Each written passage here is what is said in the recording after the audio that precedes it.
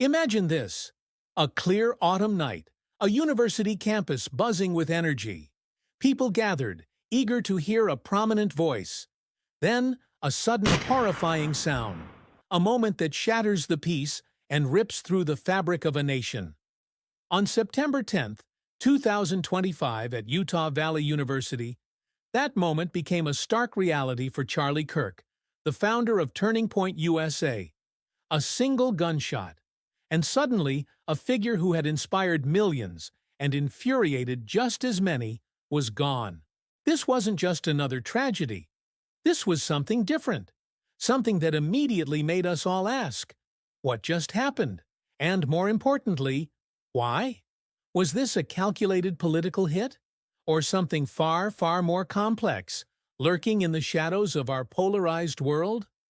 Today, we're diving deep into the assassination of Charlie Kirk, not just to recount the facts, but to unravel the chilling questions that still haunt us.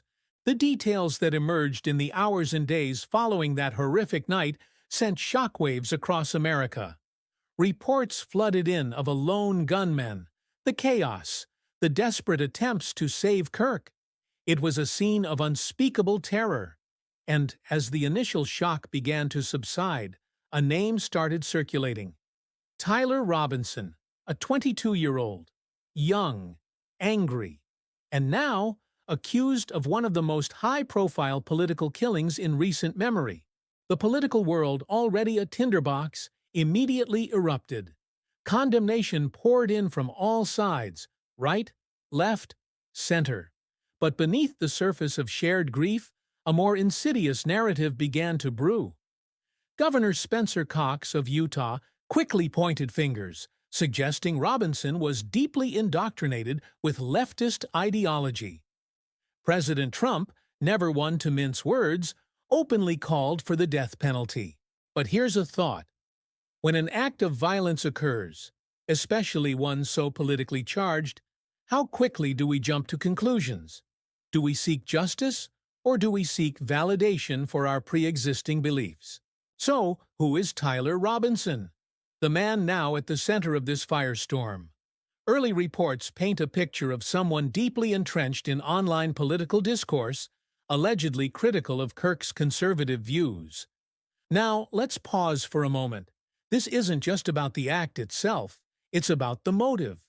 Was this a personal vendetta, a desperate cry for attention? Or was it, as some immediately suggested, a symptom? Think about it. In our increasingly online world, how much influence do digital echo chambers truly have over real-world actions? Charlie Kirk's assassination has left an indelible mark on American society.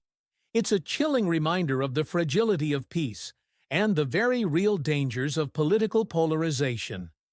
It forces us to ask tough questions about the language we use, the divisions we allow to fester, and the responsibility each of us bears in fostering a more civil, respectful public discourse.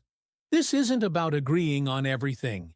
It's about remembering that even in our deepest disagreements, there's a shared humanity.